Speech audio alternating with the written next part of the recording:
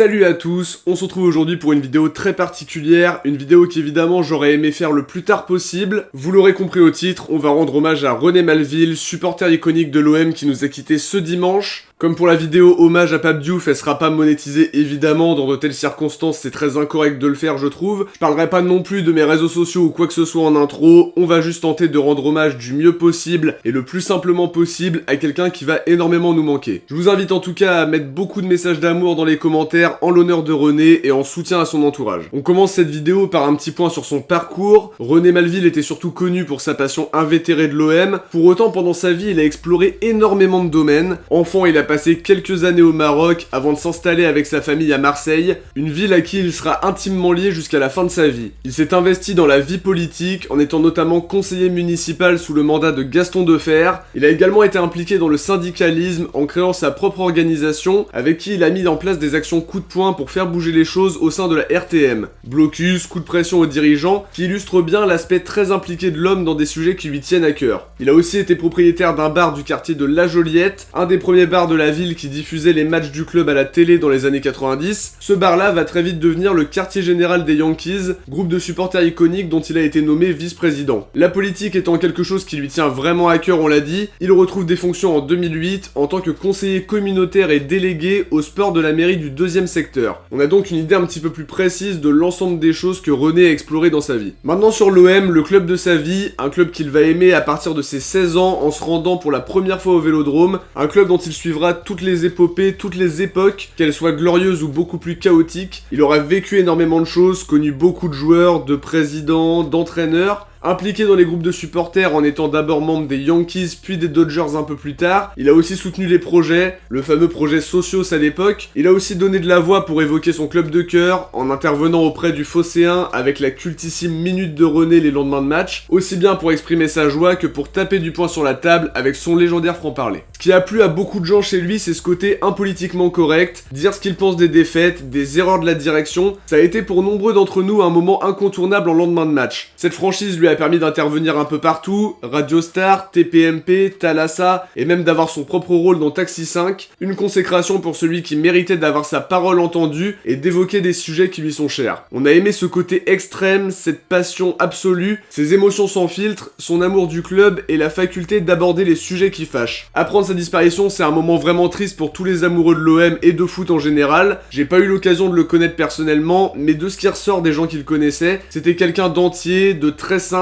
très gentil, très accessible et très drôle, ce qui m'étonne pas du tout. Je tiens aussi à relever quelque chose de très positif, beaucoup de voix se sont élevées pour lui rendre hommage, de tous horizons, de tout domaine et de toute couleur sportive, peu importe le club supporté, très nombreux sont ceux qui ont été touchés par son décès et qui ont eu ce petit mot gentil d'hommage sur les réseaux et ça fait vraiment chaud au cœur. L'OM perd un grand monsieur, le club lui a rendu hommage avec une minute d'applaudissement au stade et on imagine aisément qu'un hommage grandiose lui sera rendu au stade avec certainement un superbe tifo pour une personne qui le méritait amplement. Du côté de Stéphane Tapie, proche de René, un magnifique cadeau a été fait, la réplique du trophée de la Ligue des Champions 93, avec qui il sera enterré comme un symbole. Le petit mot de la fin de cette courte vidéo, c'est de lui souhaiter bon voyage, de reposer en paix et de veiller sur notre club comme il l'a toujours fait depuis autant d'années. On a une grosse pensée pour sa famille, ses amis, sa femme qu'il adorait, enfants et petits-enfants également, et je pense aussi à ses amis du Phocéen, à l'équipe de Radio Star et à tous ceux qui se sont reconnus en lui à un moment ou un autre. Sa passion restera un exemple pour tous, peu importe le club supporté. Cette passion absolue, cet amour de l'écusson fait chaud au cœur dans un monde où le foot est de plus en plus devenu le football business. Il aura en tout cas réussi à marquer les esprits par ses réactions légendaires et sa personnalité unique. De mon côté les amis, on arrive déjà à la fin de cette vidéo, j'espère que ça vous a plu et que j'aurai réussi à lui rendre un modeste hommage. Si ça vous a plu, n'oubliez pas le petit pouce bleu, on se retrouve très vite pour l'avant-match d'Angers OM. Ciao, portez-vous bien et surtout allez l'OM.